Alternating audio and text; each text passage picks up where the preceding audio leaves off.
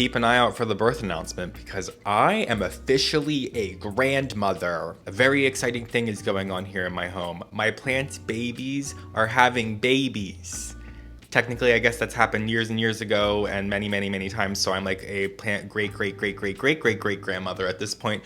But let's just be excited about what's going on right now here in my home. I don't know if there's like something in the air right now or if it's just that time of year, etc., but a couple of my Sansevierias or snake plants, their plant babies are now having plant babies, and it's just the miracle of life. So I want to show you that because why the hell not? This is my YouTube channel and I can do whatever I want. I don't really feel like talking about anything but my Sansevieria babies today. So I'm gonna share with you my Sansevieria babies, my grandbabies. Ooh, I'm so excited. Okay, so the reason for today's video, I'm gonna show you the most exciting plant, the coolest plant first, because why wait? You know what I mean? Instant gratification. So the reason for today's grandmothering process, that's not the phrase I'm looking for, but you know what I mean, is this very lethal houseplant right here.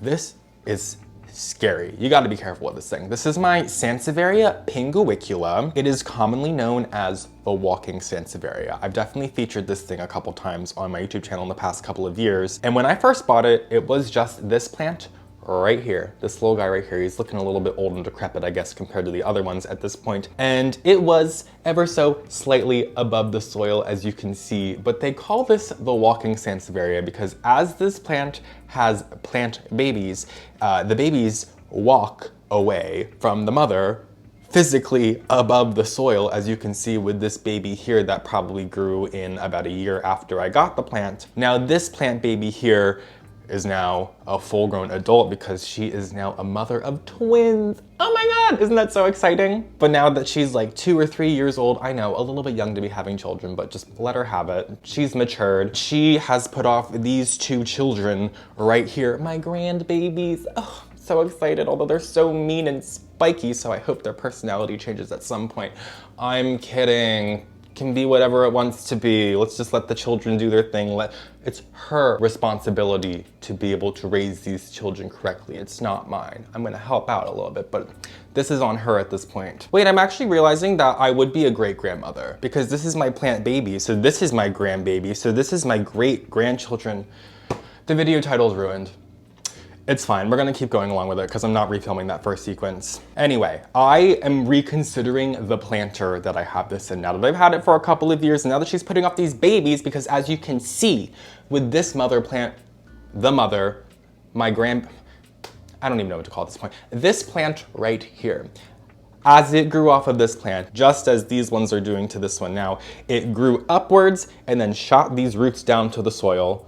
I really don't know how rooted in these roots are, to be honest. I would assume, because this one back here is just wobbling, as you can see, the plant's not fully secure yet. But I would think that these two have maybe rooted their way down pretty well into the soil. These plant babies are starting to shoot down their little roots, and there's no soil beneath them. So I'm kind of trying to figure out what I want to do about this plant. There is a world where you just let a plant baby live off the side of the planter, and if the roots are cumbersome, you just cut them back and I guess maybe they'll regrow or won't. I don't really know how this works because I've only had this one plant baby here, but I'm just trying to figure out aesthetically what I would like to do with this plant. In all honesty, I would love to remove this mother plant, the baby. Ow, it's sharp. You need to be careful with this thing. This is not a plant you should have if you have young children or like pets that are really like nosy. I keep this inside that glass thingy up there where it's away from Muffin. That's where I keep all my plants that like I do not want Muffin getting near because they will cause harm to her. So this is a plant that will cause harm to you and others around you. So please just be mindful if you are interested in this houseplant. That is something I kind of regret with bringing this plant home, but now I'm kind of just locked in with it. Anyway, I've been thinking about like removing this plant and just having like these 3 plants live as like their own family, just get kind of a separation from the mother. You know, it's about time. She's got her own children. She doesn't need to rely on her mother at this point. It's a life lesson for all of us. Trying to figure out what I want to do there. I'm just concerned, like I was saying, that maybe these roots aren't that substantial, and with this root over here just causing this plant to be all wobbly, it's not only a hazard for the plant falling out of the pot, but a hazard for me. What if I'm around it and it happens and it stabs me? A little far-fetched, but it very well could happen. So yeah, I'm just trying to figure out what I want to do with this plant. I will probably leave it be, but it would just look so nice if I was to remove this one and just have these two baby plants growing with the mother plant and allow them to grow larger over time, as plants do, you know? I've been considering getting like a dish-like planter, like one that's no deeper than this one, but maybe like wider so that it has more room for the plants, like babies, to grow. Also, it's just a really interesting houseplant, so I wouldn't mind putting this somewhere on display where it could be enjoyed more, as long as it's not somewhere where it's a high traffic area where me or somewhere where Muffin could reach it, you know what I mean? So like in a very special spot, but it's a really cool plant. So I kind of want to do it the justice that it deserves. The one thing about this plant that I should point out that is I need to be careful because I'm not only with the sharp leaves, but there's like a dusty coating on the plant that if you rub it too much, it just kind of goes away and then it doesn't come back. So if you want your plant to look pristine, you really don't want to handle this at all. So maybe wear gloves or something, I don't know. But when I do go about repotting this, that's something I want to be mindful of because I just want this plant to look as good as it already does because she's just so beautiful. I love her. She's lethal, but she's beautiful, so I forgive her. I wasn't really planning on talking about this Sansevieria today, but she is technically having babies, just less aggressively, I guess, than the other ones. Well, actually, oh, it's pretty aggressively, I would say. This was just one Sansevieria when I bought it. I don't know what this is. I figured it out before. I might be able to like consult one of my old houseplant tours because I'm pretty sure I figured out what this was, but I already forget. It was sold to me as a variety of Sansevieria kirkii, which I do not believe it is, but it was like more expensive. I forgot what store I bought it at. It was somewhere in like northwest Philadelphia, like out in that area, which is like not actually Philadelphia. But that's a different story. Anyway, I bought it at some plant store, covered in dirt right now. I need to throw it in the shower or something. And I put it on my bar cart in not my last apartment, but apartment before that, which was nowhere near the window, and she got really skinny and sad. But when I was in my last apartment, I put her right in the window, and after like a year, she just exploded in growth. I can't even, actually I can see the little skinny leaf right here is like one of those leaves back when I had it growing in the center of the room. So definitely a Sansevieria that appreciates highlight. I mean, that goes for pretty much every single Sansevieria out there, but this one is just so interesting. Now that it's grown a couple of plant babies, you can see there's a brand new plant baby coming in right here, and there's a less new plant baby back here. She's just becoming quite overgrown, and she really is quite gorgeous. However, something I'm experiencing with my Sansevierias is how much they grow over time when you have had them for a couple of years. How much they grow over time, obviously. But like when you first buy a Sansevieria, they usually look like the same and grow really slowly for a couple of years. Once you have them for a couple of years though, and they start to put off all these plant babies, there's kind of just like no going back unless you want to like separate it and just like constantly make smaller plants or give them away. So I'm just kind of figuring out that I will never be buying another Sansevieria again, not because I don't like them, I freaking love them, but because they grow so much over time and they all have a very similar like structural appearance, although they're all very different at the same time. They all have a similar vibe, and I just have enough of that at my home, and I'm aware of how much I'm going to have in the upcoming years from how much they're growing now that I've had them for a couple of years. You know what they say, the first year they sleep, the second year they creep, the third year they leap, and these are galloping at this point. That must be what happens when you've had them for 4 years or more. So we've figured it out. The adage continues. Anyway, if you are familiar with what this Sansevieria is, if you could please let me know in the comments. I'm very interested. I will try to give you some more close-ups of this plant, obviously, and show you more of what the variegation looks like and whatnot, but she is really interesting. I'm a really big fan of this one when, to be honest, maybe just a couple years ago I didn't really care for it, but now I'm like, this thing is a freaking beast. But I keep most of my Sansevierias out in the living room and the bedroom, so let me just go grab a couple of the ones that I more so wanted to talk about today. All right, so this one is an example of a Sansevieria that I keep in like lower light conditions. Like I was just saying, most, if not all, Sansevierias are going to thrive in bright light conditions. In medium to low light conditions, that's not usually the case. They really do require a lot of sunlight to grow those like full, thick leaves. But I keep this one in lower light conditions. One, because I've had it in lower light conditions for so long at this point where it's really fine, it can handle it, still grows in skinny, but it survives. Two, this variety of Sansevieria is already just like a really skinny, grassy-ish like Sansevieria, so it's perfect to keep on my nightstand, or now not my nightstand, but we got like a new bed with like a built-in shelves and like a headboard. It's actually really nice. I really like it. We got it from Article. I'll show you a little snapshot of it. But this is my Sansevieria Fernwood. I actually think I got this when I worked at Urban Jungle. There was like a plant that had like a ton of Sansevieria Fernwoods just like popping out of the planter. So I just slipped one out, brought it home with me. We were allowed to do that. It's not stealing. Don't go into a plant store and do that though, because that's technically stealing. And I do believe it put off a baby at one point, unless maybe I slipped another one home, because there's 2 of them in the pot. But these look like, I don't believe that either of these is a baby. I think these are both ones I probably just took from work. Anyway, she's having a baby,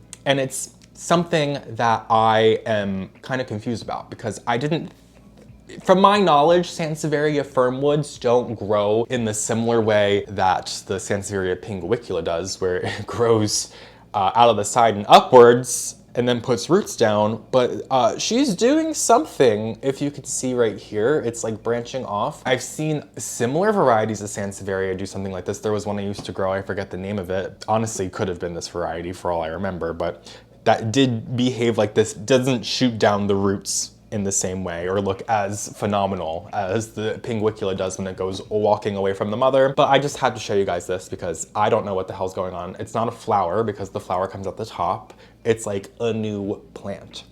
It's so weird. I don't know. Let me know in the comments. I don't know what's going on. Do you know what's going on? I don't know what's going on, but I'm interested, I'm intrigued, I'm paying attention. So yeah, I like that. But yeah, this is probably one of my least favorite varieties of Sansevieria that I have in my home, just because it's not really anything exciting, and the one I just showed you prior gives way more of the vibe that I'm looking for with this kind of Sansevieria. But they always say they're good to have in your bedroom because they release a lot of oxygen at nighttime, and she's just very acclimated at this point to the situation that she grows in, so I just leave her be. And I really do love the way the green plant looks in the yellow pot here. But yeah, just don't really know what's going on there, but I'm paying attention. Hopefully I can update you with something at some point, who knows when. This one is one of my more exciting varieties of Sansevieria, in my opinion. I love this one. They call this one the Fat Boy Sansevieria. Love that name, by the way. But I think the scientific name is Sansevieria hahlii, not hahnii, hahlii. And she is something else. Oh, they also call this the baseball bat Sansevieria. My friend gifted this to me 5-6 years ago at this point, and it was just one plant in the pot. I believe it was this leaf right here. She put off a second leaf and then stopped growing for a couple years, I guess maybe a year or two. I don't know how long it had been. And then eventually she put off a baby. I think it was this like sad little baby right here. And then once again, we stopped. And then she put off another baby. I think it was this one. And then she put off another baby, which I believe was this one. And now we're putting off this other baby right here. You can tell, I'm sure, from just looking at this plant that these leaves are aggressive. They do not like not having enough space. Double negative there in the planter. They need space. They will react poorly if they don't have enough space because they will physically push the entire plant out of the pot. I just repotted this like a year ago because that had happened. She was just fully out of her planter. I can tell it's about to happen again as this baby's growing in here. It's just the way it's starting to like separate from the soil here.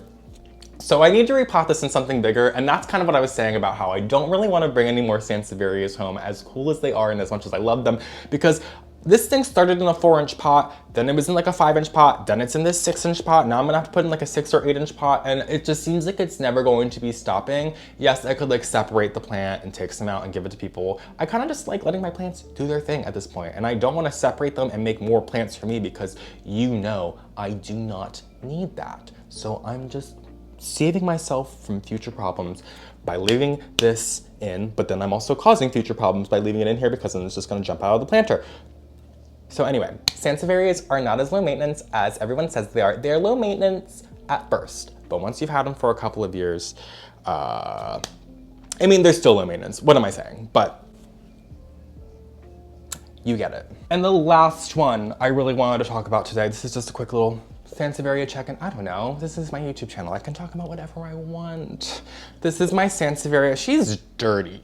She's dusty. She needs to go in the shower. But this is my Sansevieria masoniana. This is my whalefin Sansevieria.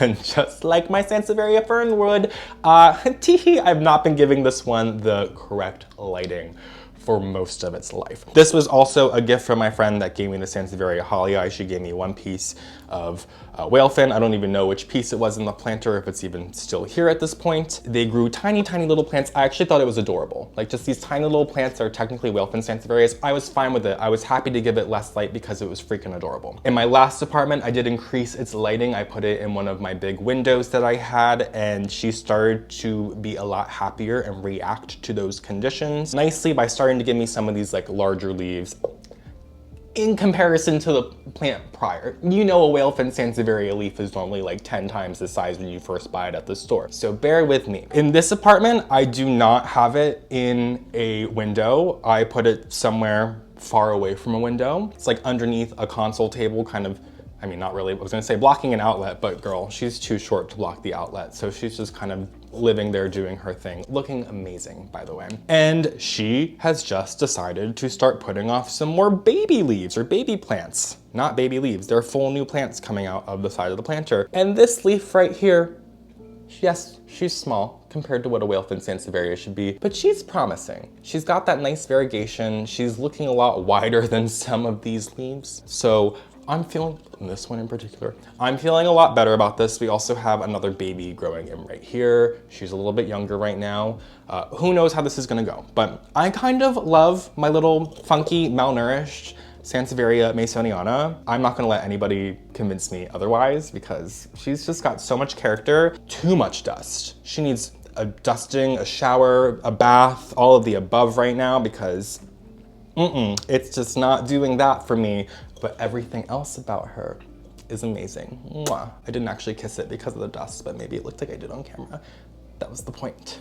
Anyway, that is my Sansevieria family tree, the plant babies, my plant babies, my plants babies, babies. The great-grandmotherhood is real. I'm here for it. I'm thriving in these conditions. Hello? And if you're asking yourself, why great-grandmother, Nick? Why not great-grandfather? I can't help you there. Thank you so much for joining me today. I am just settling back into making YouTube videos after moving and just getting readjusted back to life as one does. Thank you so much for sticking around both in this video and in life. I will see you guys next time, and I hope you have an amazing day. Bye.